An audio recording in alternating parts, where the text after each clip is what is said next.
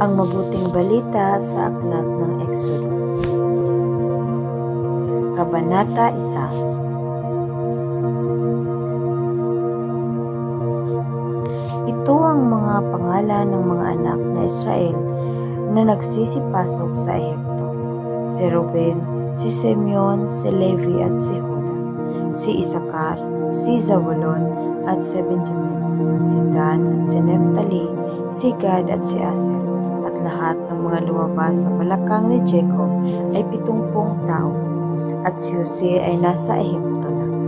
At namatay si Jose at ang lahat niyang kapatid at ang buong lahing iyon. At ang mga anak ng Israel ay lumago at kumapal na maigi at dumami at naging totoong makapangyarihan at ang lupain ay napuno nila. May bumangon nga isang bagong hari sa Ehipto na hindi kilala ni Jose, at sinabi niya sa kanyang bayan na ang bayan ng mga anak ni Israel ay higit at lalong malakas kaysa atin. Hayo tayo ay magpakadunong sa kanila baka sila'y lumami at mangyari na pagka nagkadigma ay magisanin pati sila sa ating mga kaaway at tumaban sa atin at magsilaya sa babae. Kaya't nangaglagan sila ng mga tagapagpaatag upang dalamhatiin sila sa atang sa kanila. At kanilang ipinagtayo si Paraon ng mga bayan na kamali na dili iba't ang Pitom at Ramses. Tatapwat habang dinadalamhati nila sila ay lalong dumami at lalong kumapal at kinapuutan nila ang mga anak ni Israel. At pinaglingkod na may kabagsikan ng mga Egyptyo ang mga anak ni Israel at kanilang pinapamuhay sila ng masaklap sa pamamagitan ng mahirap at paglilingkod sa argamasa at salar at sa lahat ng sari-saring paglilingkod sa bukid at sa lahat ng paglilingkod nila na ipinaglilingkod sa kanila na may kabagsakan. At ang hari ng Ehipto ay nagsasalita sa mga hilot na Hebrean na ang pangalan ng isa ay Sefra at ang pangalan ng isa ay Pura. At kanyang sinabi, paghilot ninyo sa mga babaeng Hebra at pagtingin ninyo sa kanila sa dakong panganganakan, ang lalaki ay papatayin na inyo, tatapwat ang babae ay inyong bubuhayin.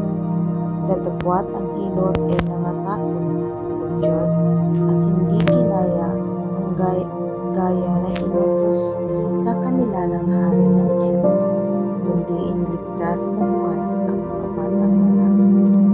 At ipinatawag ng hari ng Ehipto ang mga hilot at sinabi sa kanila, bakit ninyo ginawa ang lahat ng bagay na ito at inyong iniligtas na buhay ang mga batang lalaki?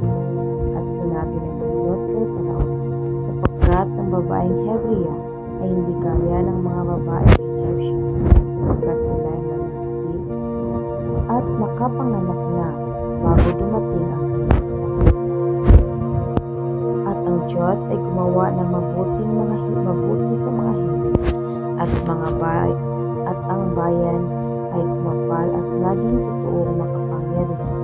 At nangyari na sapagkat ang mga hilot ay natatakot sa Diyos ay iginawa niya sila ng mga sangbayanan.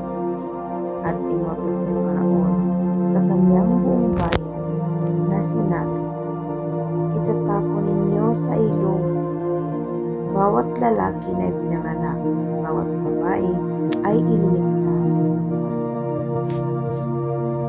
Kabanata 2. At isang lalaki ni Levi ay yumaon at nag-asawa ng isang anak na babae ni Levi. At ang babae ay naglihi at nanganak ng isang lalaki. At nang kanyang makita na maganda ay kanyang itinagong 3 buwan. At nang hindi na niya maitatagong malaon ay ikinuha niya ang isang takbang yuntok at pinahiram niya ng biton at ng sahing. At kanyang isinilid ang bata roon at inilagay ang katalahiban sa tabi niya. At tumayo sa malayo ang kanyang kapatid na babae upang maalamanan ang mangyayari sa bata. At ang anak na babae ni Paraon ay lumusong upang maligo sa ilog. At nagsipaglakad ang kanyang mga abay sa tabi ng ilog. At kanyang nakikita ang takba sa katalahiban at ipinakuha ng sa kanyang abay. At kanyang binuksan at nakita niya ang bata at narito ang sanggol ay umiyak. At kanyang kinaawaan at sinabi, ito'y isa sa mga anak ng mga Hebreo. Nang magkagayoy sinabi ng kanyang kapatid na babae na anak ni Paraon, yayaon ba ako at itatawag kita sa isang sisiwa sa mga babaeng Hebrea na makapag-alaga sa iyo ng batang ito? Sinabi sa kanya ng anak ni Paraon, yumaon ka. At ang dalaga ay yumaon at tinawag ang ina ng bata. At sinabi ng anak ni Paraon sa kanya, dalhin mo ang batang ito at alagaan mo sa akin at bibigyan kita ng iyong kaupahan. At kinuha ng babae ang bata at inalagaan. At ang bata ay lumaki at kanyang dinala sa anak ni Paraon. At siya'y kanyang inaring anak at kanyang pinanganlang Moises at sinabi, sapagkat aking sinagip siya sa tubig. At nangyari ng mga araw na yaon, nang malaki na si Moises, na kanyang nilabas ang kanyang mga kapatid at pinasda ng atang sa kanila. At kanyang nakita ang isang Egyptyo na nananakit ng isang Hebreo na isa sa kanyang mga kapatid. At siya'y nagmasid sa magkakabilang dako at nang siya'y walang makitang tao ay kanyang pinatay ang Egyptyo at kanyang tinabunan ng buhanginan. At siya'y lumabas sa 2 araw at narito na may 2 lalaking Hebreo na nagbababag at kanyang sinabi roon sa umaapi, bakit mo sinasaktan ang iyong kasama? At sinabi niya, sinong naglagay sa inyong pangulo at hukom sa amin? Iniisip mo bang patayin ako na gaya ng pagpatay mo sa Egyptyo? At natatakot si Moises at nagsabi, tunay na ang bagay na iyon ay nahayag. Nang mabalitaan ni Paraon ang bagay na ito, ay minitihi niyang patayin si Moises. Datapwat si Moises ay tumakas sa harapan ni Paraon at tumahan sa lupain ng Madian, at siya'y umupo sa tabi ng isang balon. Ang saserdote ng mga Madian ay may 7 anak na babae, at sila ay naparoon at tumigib ng tubig at kanilang pinuno ang mga inuman upang painumin ang kawawang kanilang ama. At ang mga pastor ay dumating at sila'y pinalayas, datapwat si Moises ay tumayo at sila'y tinulungan at pinainom ang kanilang kawan. At nang sila'y dumating kay Raquel na kanilang ama, ay sinabi niya, bakit kayo tumindig na madali ngayon? Ang kanilang sinabi, ipinagsanggalang kami ng isang Egyptyo na sa kamay ng mga pastor, at saka inigib pa niya kami ng tubig at pinainom ang kawan. At kanyang sinabi sa mga anak niya, at saan naroon siya? Bakit ninyo iniwan ang lalaking yaon? Tawagin ninyo siya upang makakain ng tinapay.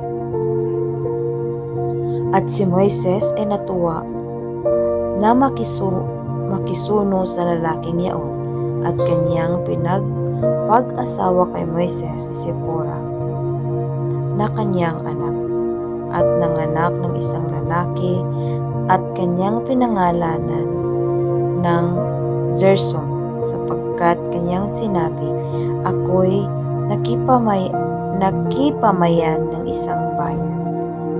At nangyari, nagkaroon ng maraming araw na ang hari ng Ehipto ay namatay, at ang mga anak ng Israel ay nagbugtong hininga dahil sa pagkalipit, at sila'y dumaing, at ang kanilang daing ay umabot sa Diyos dahil sa pagkalipit, at dininig ng Diyos ang kanilang hiling, at naalala ng Diyos ang kanilang tipan kay Abraham, kay Isaac, at kay Jacob, at nilingap ng Diyos ang mga anak na Israel, at sila'y kinilala ng Diyos. Ang salita